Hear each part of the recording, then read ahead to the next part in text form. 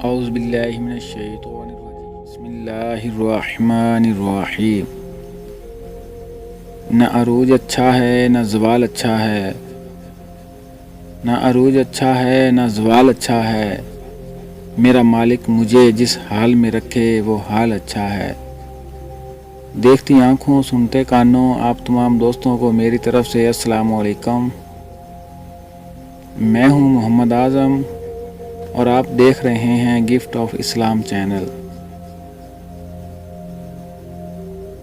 امید کرتا ہوں کہ آپ تمام دوست خیریت سے ہوں گے اور اللہ پاک آپ تمام دوستوں پر اپنی رحمتیں اور برکتیں فرمائے، آمین۔ تو دوستو بڑھتے ہیں اصل کہانی کی طرف۔ بہت ہی پرانے وقتوں کی بات ہے، ایک عرب ریاست میں ایک مفرور بادشاہ حکومت کرتا تھا۔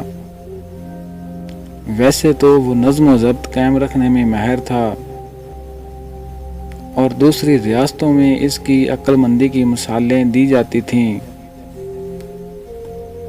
لیکن اس میں ایک خرابی تھی جس کے سبب اس کی ساری اچھائی مات پڑ جاتی۔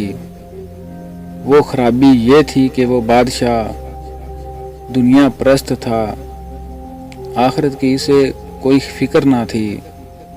اس کا ہر عمل دنیا میں اپنا رعب قائم رکھنے اور دنیا والوں سے اپنی تعریفیں بٹورنا ہوتا تھا، پھر چاہے اس عمل سے کسی کا دل دکھے یا نقصان ہی کیوں نہ ہو۔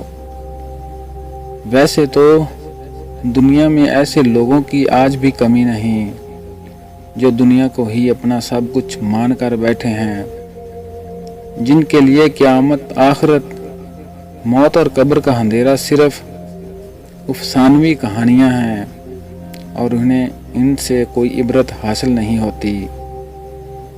بس ایسے ہی کچھ بادشاہ سلامت بھی تھے، لیکن ان کی خصلت پر افسوس اس لیے ہوتا ہے کہ وہ ایک عظیم ریاست کے بادشاہ تھے اور ان کو خدا ترس اور رحم دل ہونا چاہیے تھا، لیکن معاملہ اس کے برعکس تھا۔ اس کے ساتھ ساتھ وہ بادشاہ خدا کے حکم سے بالکل غافل تھا، نہ نماز پڑھتا نہ قرآن پڑھتا اور نہ دل میں کوئی خدا کا خوف تھا۔ اس بات کا علم اس ریاست کے علماء کرام کو بھی تھا، جو کہ اکثر اس کو دین کی تبلیغ کے لیے آ جایا کرتے، لیکن اب تو بادشاہ نے ان کا دربار میں آنا بالکل بند کر دیا، یہ کہہ کر کہ بادشاہ ریاستی امور میں بہت مصروف رہتے ہیں اور گفتگو کے لیے ان کے پاس وقت نہیں ہوتا۔ بادشاہ کا معمول تھا کہ اکثر لوگوں سے ان کی ذہانت جانچنے کے لیے مشکل ترین سوال اور پہلیاں پوچھنا یا ان سے گہرے موضوعات پر ان سے رائے مانگنا، یہ دیکھنے کے لیے کہ یہ شخص کتنا ذہین ہے اور اس دنیا میں اس کا گزارا کیسے ہوگا۔ بعض اوقات تو وہ لوگوں کو مشکل سے مشکل ذمہ داریاں دے کر انہیں آزماتا، تاکہ دیکھوں یہ کیسے آزمائش سے بری ہوتا ہے، پھر چاہے وہ اس کا وزیر ہو، کوئی درباری ہو یا عام رعایا میں سے کوئی شخص ہو۔ اب کوئی جب ان کی آزمائش میں ہار جاتا، یا تو وہ اسے قتل کروا دیتا اور یا پھر سخت سزائیں دیتا۔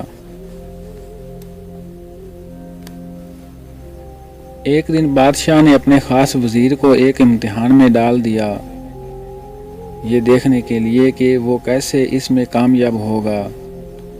ہوا کچھ یوں کہ بڑے دربار میں بادشاہ نے وزیر کو مخاطب کیا اور اسے اپنے غلے میں سے ایک اعلیٰ نسل کی گائے 10 دن کے لیے پالنے کے لیے اس کے حوالے کر دی، لیکن شرط یہ رکھی کہ وہ ان 10 دنوں میں گائے کا خوب خیال رکھے گا اور امانت میں ذرا بھر بھی خیانت نہیں کرے گا۔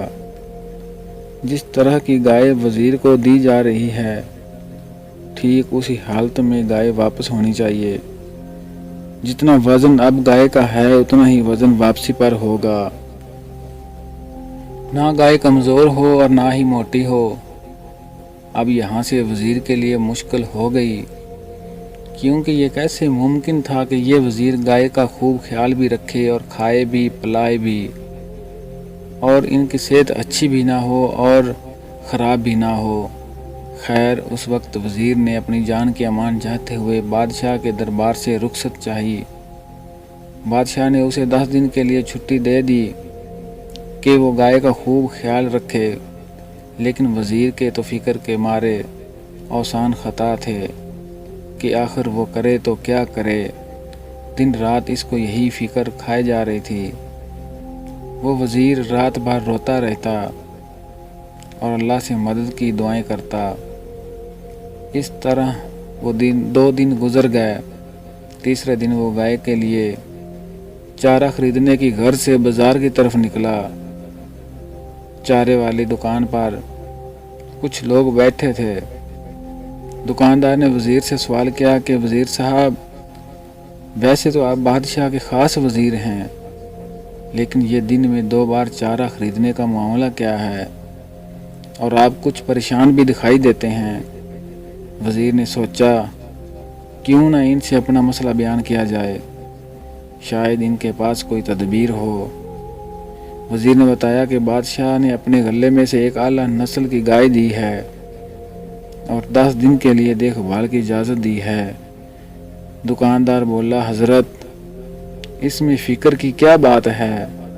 آپ یہ عمدہ قسم کا چارہ اسے کھلائیں گے تو 10 دن میں اس کی صحت بہت اچھی ہو جائے گی، بس آپ پریشان نہ ہوں۔ اس پر وزیر نے بتایا کہ یہی تو فکر کی بات ہے۔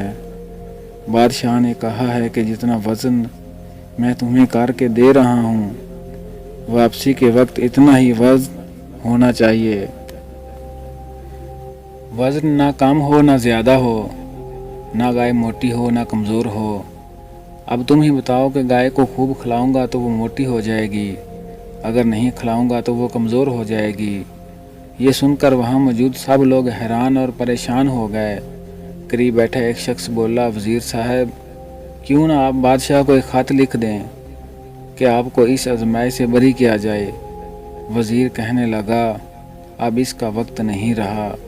اگر بادشاہ کو یہ خبر ملی کہ میں نے امتحان میں ناکام ہو گیا ہوں تو وہ یقیناً مجھے قتل کروا دے گا۔ آپ لوگ ہو سکے تو مجھے کوئی حل بتا دیں۔ قریب بیٹھا ایک بوڑھا شخص بولا، بیٹا میں تم کو حل بتا سکتا ہوں، ایسا کرنے سے تمہارا مسئلہ بھی حل ہو جائے گا اور بادشاہ کی شرط بھی پوری ہو جائے گی۔ وزیر کہنے لگا، برائے مہربانی جلدی بتاؤ، آخر کیا ہے وہ حل؟ اس پر بزرگ بولے، سنو بیٹا، تم دن بھر گائے کو خوب کھلاؤ پلاؤ، لیکن شام کے وقت اسے کھانا کم دینا اور اس کے سامنے بیٹھ کر چھریاں تیز کرنا اور انہیں اس کے قریب رکھ کر چھوڑ دینا۔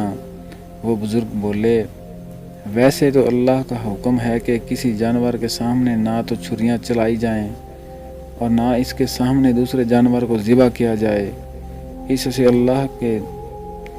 سے اس کے دل میں خوف پیدا ہوتا ہے۔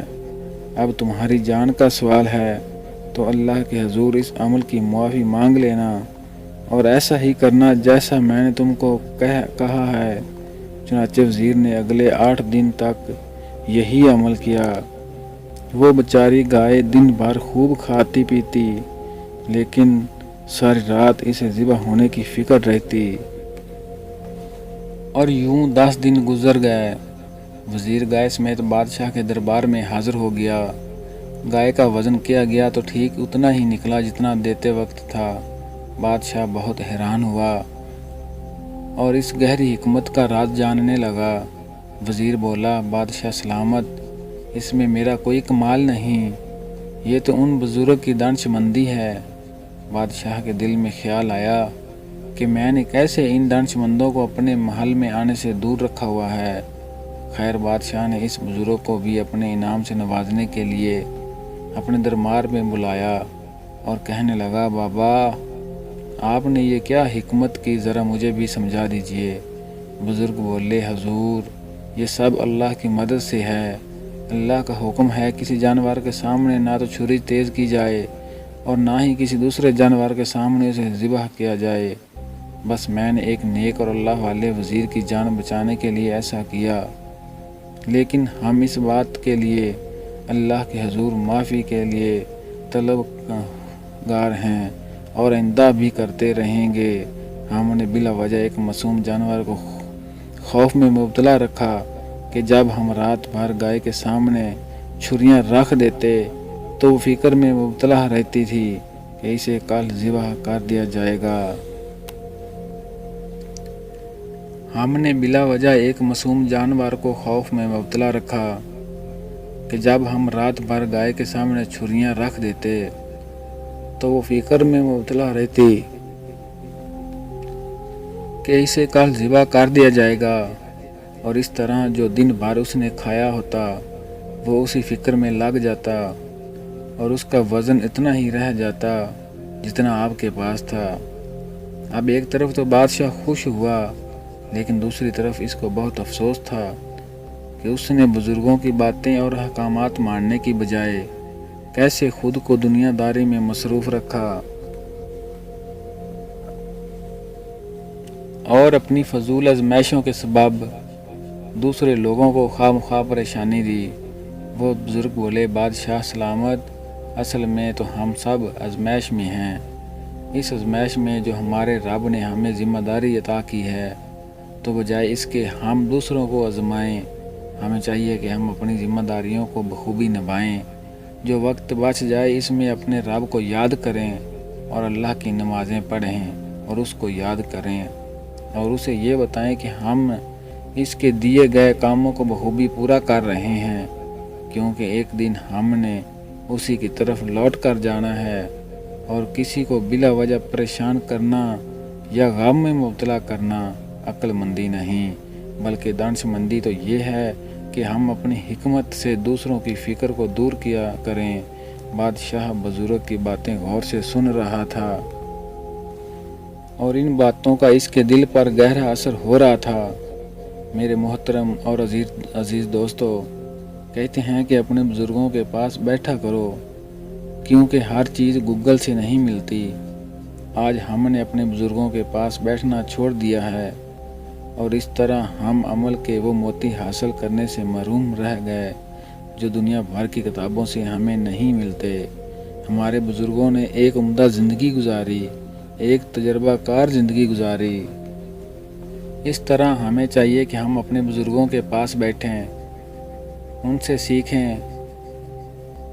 اور میرے محترم اور عزیز دوستو، دوسری بات یہ ہے کہ آج کل جو ہمارے ساتھ سلوک کیا جا رہا ہے وہ شاید اس کہانی کی گائے کی طرح ہے، جو ایک طرف تو ہمارے ساتھ وعدے کیے جاتے ہیں کہ آپ کے لیے یہ کر دیں گے، وہ کر دیں گے، آپ کے لیے ہر چیز سستی کر دیں گے، اور دوسری طرف ہر چیز کو مہنگا کیا جا رہا ہے تاکہ ہماری طبیعت متوازن رہے۔